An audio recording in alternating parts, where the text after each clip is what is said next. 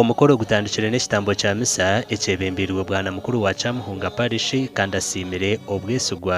obw'abakozi ba IGABU SACCO.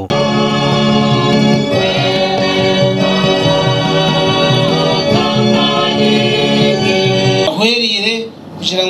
mwagira obwo bwenje mwaba abantu ab'obujunanizi bw'abantu ab'amazima kurangu institution age iba members babatire mu bwesije bakaja ngo mukihereze nimwe mushemerere kuba ningashi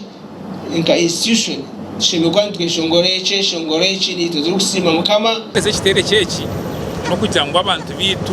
tubishwe mu Christmas aho kwebe heritage bitwa aramusukari aramunyonyo aramuzabuto za soda omukugabe kitereke habiremo akazano ko kutera karuru akeshitereke ekibire nishikire bindi niwe katandukana na bankeji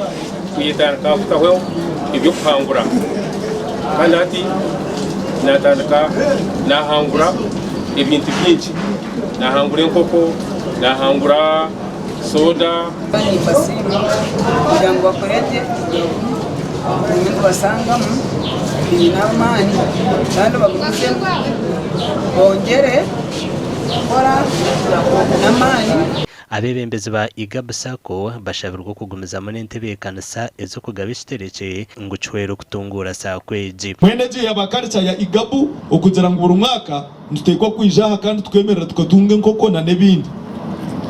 ohireho aturkumira ntungura banka na nebirunje biri kukiraha nabyo nuho beragira bita nuho biri kubana biyongera nimbende zo mwaka murunji gw'2024 mugushiceho je kandi mukunde banka yanyu mugirwanire mumanye ngo ni bebe wanyu mumanye ngo ababikire bintu birunji linda echo kitinwa echo kwasibwe linda ubwesije bw'abantu ubwesije bw'abantu bakutiremo kumanya ngo bamanya ngo yes sedezi zibikiro mu IGABU SACCO kandi zije ziriyo mikono mironji aba IGABU SACCO basimirira hango kuba marisaje umwaka batine nsube yibatire amakuru akagasha kwa Ben Muhozi.